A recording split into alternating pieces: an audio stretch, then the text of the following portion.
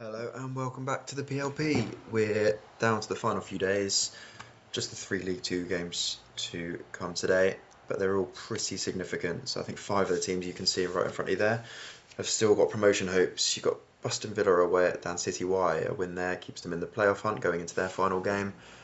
Both myself and Leeds UniTodd with Alex both got a chance still at the playoffs.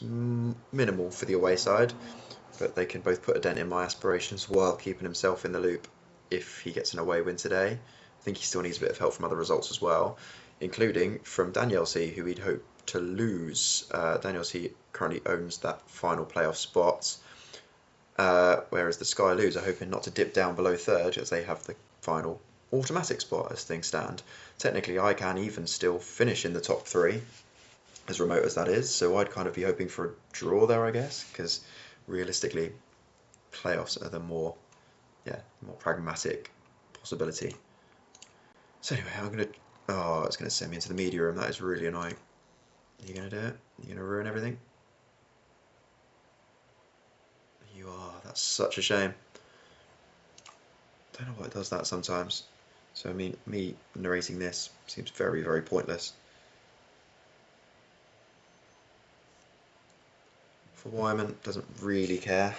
His main fish to fry at this point exists in the Europa League, his semi-final coming up once the main season's done. But for Bustin, he would have dearly liked to have watched him get a bit closer to the playoff positions today if possible. It is a tricky game. Wyman's 11 games unbeaten, bizarrely, considering he's sitting down in 17th, and considering that Mr. Emery, is it, that's in charge now? No, it's Van Gaal, isn't it? Continues to trial youth players in his team. Considering we've gone through 2 years of drafting of the best players that have ever existed in the Premier League, and he's got under 18s helping out quite regularly now. So you'll know the business with this media room. You just sit and look at this interactive board, and a very not interactive board, while occasionally highlights flicker across the bottom.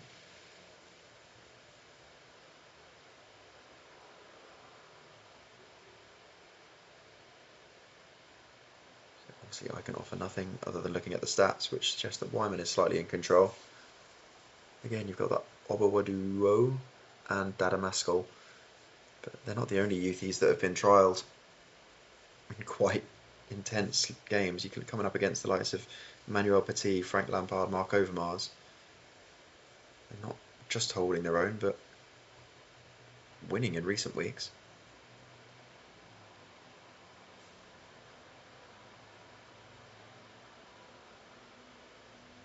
Bit of a shame, because beyond this we've got some games on Saturday, pretty full fixture list on Saturday, and then a final mini deluge up next Monday to complete League 2.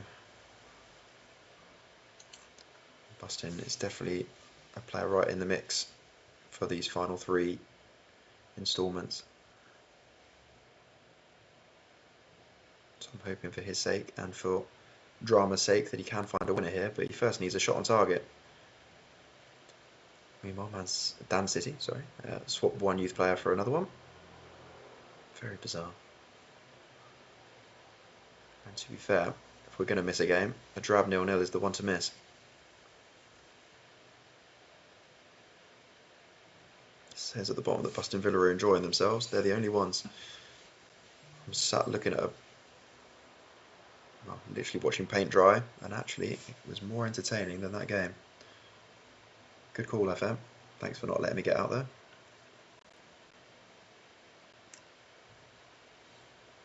Draw. We'll see what that does for him. I'm not suspecting a whole lot. I think he could do with 3 draws coming up now to really make no difference at all. Right, you gonna let us watch a game? Good. Just in time to watch me lose in lovely 3D. Michael Owen, do you get a start? Of course you don't. Why would you?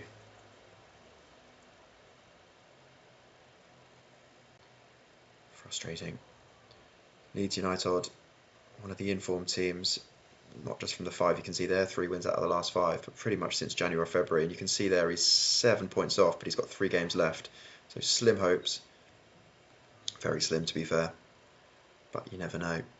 Job one, winning today, anything other than a win, and that is his season done. I've got a tiny bit more wiggle room, but I really could do with a home victory here before my final game on Monday. I don't think I actually play on Saturday. I'm up against Arsenal on Monday. Oh, just noticed that Ferdinand's come off in the first few minutes, and still Michael Owen, who cannot be risked. Oh, he is on. It did it. Was I thought it said Asprilla. So I can expect Michael Owen's hamstring to snap in about 40 minutes if Bobby Robson's physio assessments are to be correct.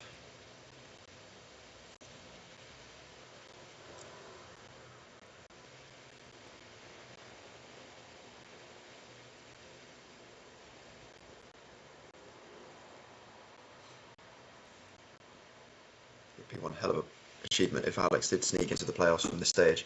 Obviously, on paper, a tricky away fixture today, and he's got Louis on Saturday, and then finally on Monday he's away at Poole, so he'd be beating 3 promotion hopefuls in the space of 6 days for it to happen. But he's got the form to do it, and now he's got the lead to do it. No, he hasn't. Thank you, linesman.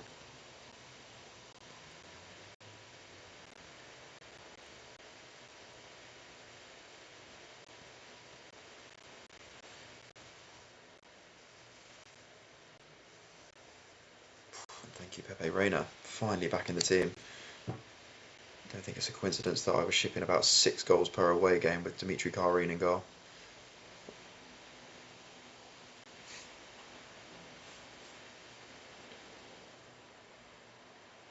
Yes, there's.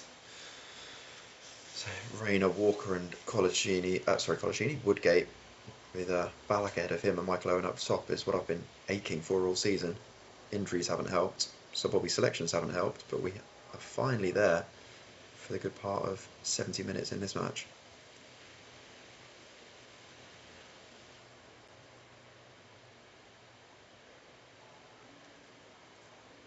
But I am expecting an onslaught. Leeds United, their away performances, I should say, are unlike anyone else on FM really. They played at Jazz of the Rovers the other day and had about 25 shots on target away against a decent side. It's very, very unlike Football Manager.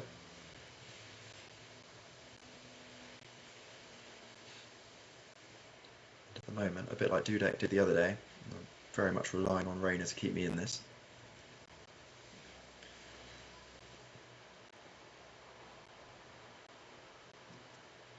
Sad to see Gary Speed go off though.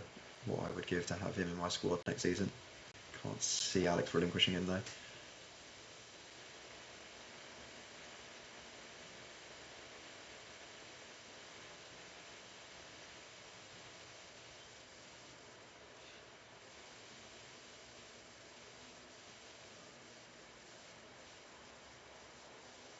Ooh, that looked generous. Walker scores the first, Woodgate wins a pen. That's why I wanted them back. And Ballack blasting one down the middle. True Michael fashion. It's amazing what can be achieved when you play your best team.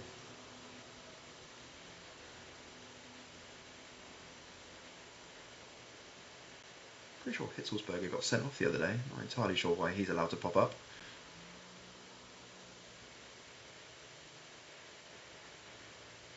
Martinelli finally breaching the Reina defence.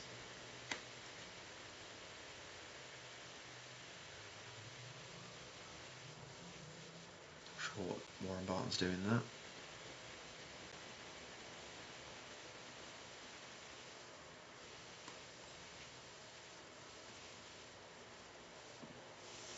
Oh, for fuck's sake.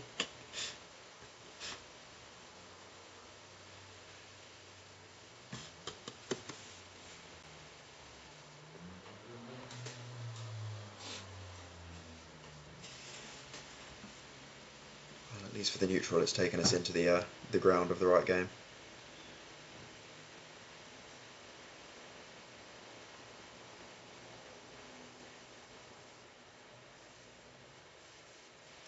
Choo! Ah, you've got to finish that. How did he manage to miss that? FM asks. Good question. Hey! It was all to win a corner. 4D chess from MATTch there. Finally, Balak playing a good game this season. He's been very on and off.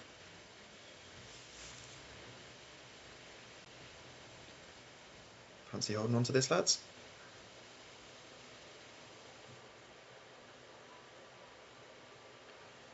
I wouldn't have thought so. What are you... oh dear.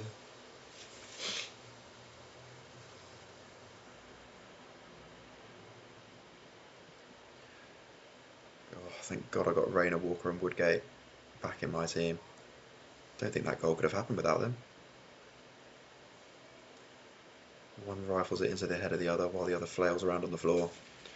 And a massive opportunity missed in a result that helps nobody except for Paul. We said he needed 2 other draws to make his draw less painful. So far so good.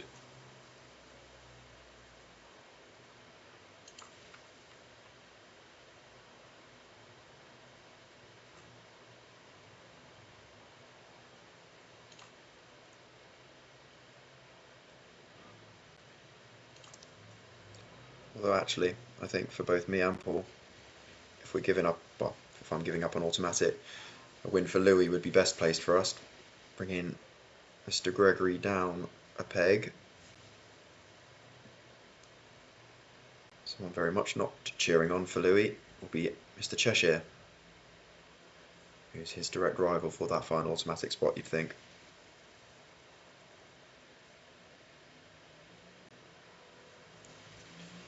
Nice to see Roy Wagirl has kept his spot, and Phil Babb back in the team.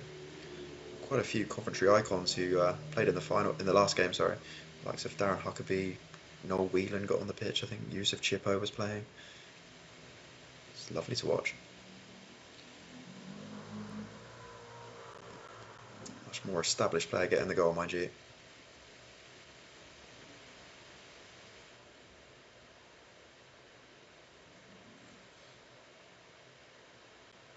Can we get a second Coventry promotion in a number of weeks?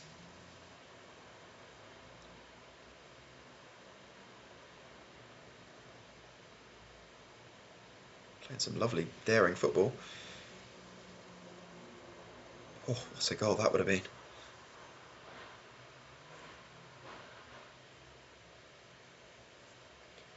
So I just need to check. I'm pretty sure actually this is Dan Gregory's final game of the season. I should have given a lot more reverence to that earlier. But such is the bizarre fixture list. He's not playing on Saturday or Monday.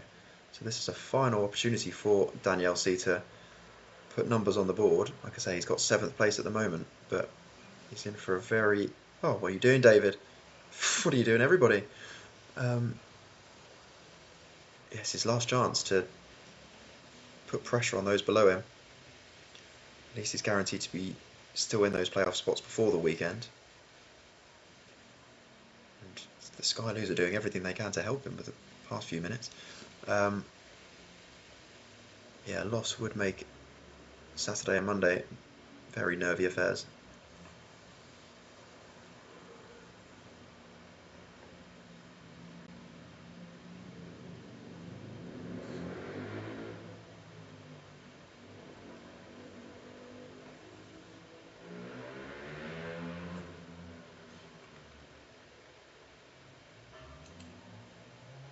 There's Mr. Chippo, and in true FM fashion, taking off the goal scorer at half time. But the only time you ever see a half time substitution is for someone that's scored a goal already.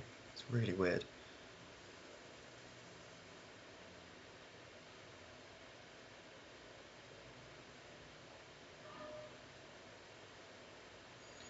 And not for the first time today.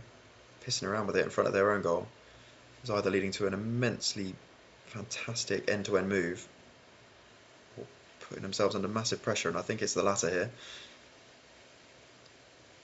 It's Pedro, and that's deserved. On both sides of the coin.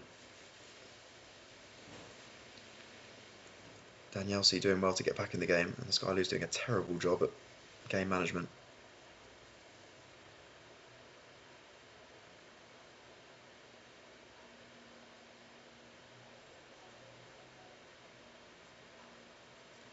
Not entirely sure, but a win here for Danielsea, considering I've only got one game left. Might be enough. So Lou, if you could pull your finger out, mate.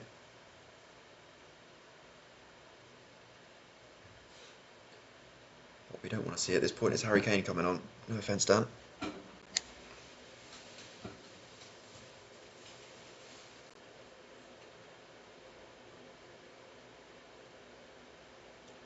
Jazz is out of the race. Paul's draw, if Danielsea win, is surely not enough. I think I might be dicing with danger at that point as well.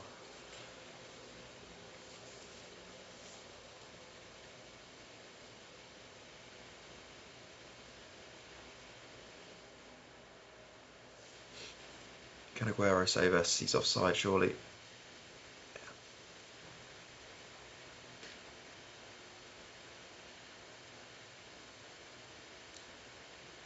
De Zerbi finally giving Aguero a rest now that the fixture list is a bit more relenting.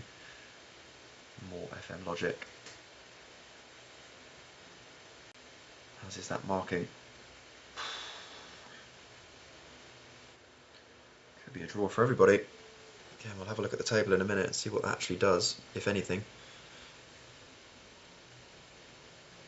We know Leeds UniTodd are now out of that race. They did need to win today. Is it curtains for Paul? And a win. If it's a winner for Danielsea, is it curtains for me? It's Bernardo, and that is a huge goal for Danielsea to make the playoffs 2 years in a row, and actually quite a big goal for Cheshampton as well, potentially.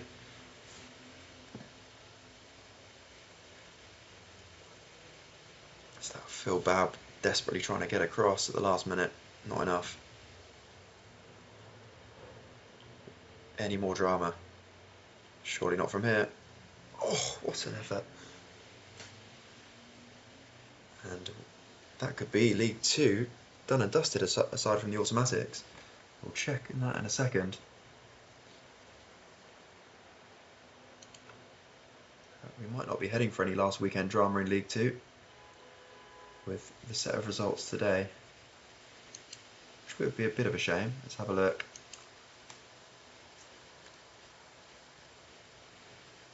Well, it's the Red Wall that have been dragged back into it, so no, it's not over. My knowledge of this league, poor at best. In fact, 1, 2, 3, 4, 5 teams still in the mix. Danielsea not quite home and hosed, but that's their season done. Warringham and the Red Wall in the firing line, and it's me and Bustin hoping for miracles on the final day, especially with our inferior goal differences. There you see towards the top, that loss for Louis really didn't do anything for him either, because he's now played the same amount of games as Chesh below him, and it's really just 2 goals that separate them going into their final days of the season. Just taking a quick look at what those games on Saturday and Monday are. So we've got Louis is playing on Saturday away at Leeds UniTodd, really tricky game. Cheshampton away at Warringham, so doubly important game there. Danielsea are done. The Red Wall suddenly been dragged into a bit of a scrap. They are up against Harry Pally at home, so you'd think a probable win.